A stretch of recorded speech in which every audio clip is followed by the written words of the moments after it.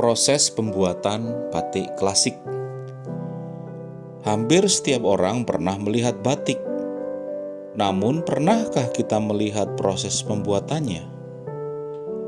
Umumnya, orang menganggap proses membuat batik adalah ketika mereka melihat para wanita menggambar desain-desain pada kain putih dengan sebuah alat yang namanya canting.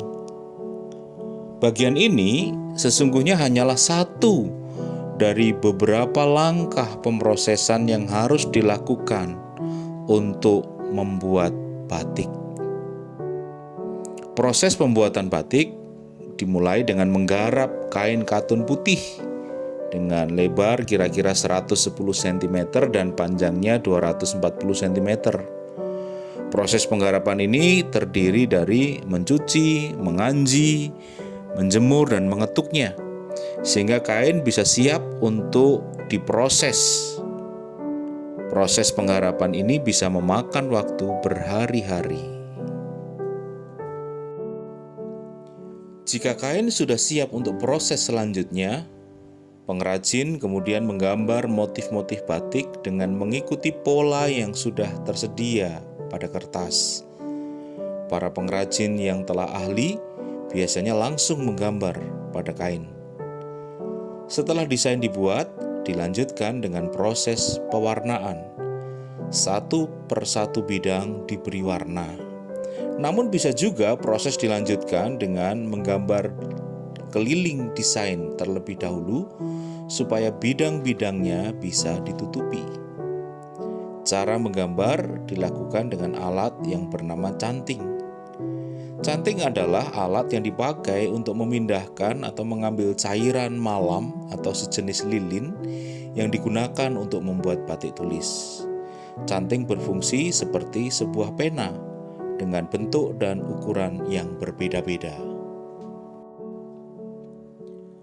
Canting berbentuk seperti poci teh kuningan kecil sebesar kepala pipa tembakau dan bertangkai kayu. Semakin kecil canting, semakin halus aliran malam yang keluar. Sebelumnya, malam dicairkan dengan cara memanaskannya terlebih dahulu. Dan yang terpenting adalah menjaga suhu malam agar tepat. Pengrajin mengerjakan satu permukaan kain terlebih dahulu, kemudian dilanjutkan pada sisi kain sebaliknya, agar tidak terdapat perbedaan di kedua sisi kain batik. Selanjutnya, kain dicelupkan dalam bahan pewarna biru. Proses pewarnaan atau pencelupan ini diulang berkali-kali hingga hasilnya tercapai. Pada produk-produk bermutu tinggi, pewarnaannya hingga 30 kali, dan ini adalah suatu keharusan. Pewarna tradisional adalah indigo. Keistimewaan warna ini adalah warnanya baru timbul sesudah kain yang diberi pewarna ini dijemur dan terkena udara. Jika kain masih basah, maka bagian-bagian desain yang akan diberi warna coklat dikerok malamnya. Setelah itu, bagian-bagian yang diberi warna biru dan tetap harus berwarna biru juga ditutup dengan malam.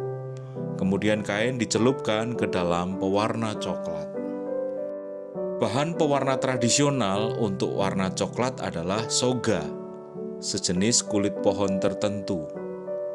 Penggarapan warna yang baik memakan waktu 15 hari dengan 3 macam pewarnaan per hari.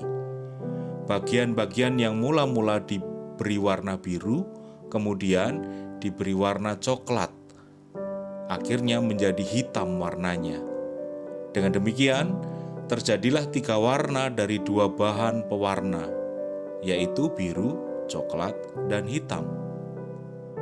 Selain itu, ada beberapa bagian yang masih tetap dibiarkan berwarna putih. Setelah pengulangan pewarnaan dilakukan hingga mencapai warna yang diinginkan, malam yang menempel pada kain dapat dilepaskan. Cara melepaskan malam adalah dengan merebus kain tersebut hingga malamnya mencair dan mengapung di permukaan. Setelah lapisan malam terlepas, kain akan dicuci hingga bersih. Untuk pengerjaan batik pada kain sutra, digunakan teknik yang berbeda karena memerlukan malam dan bahan pewarna yang berbeda agar tidak merusak kain sutra.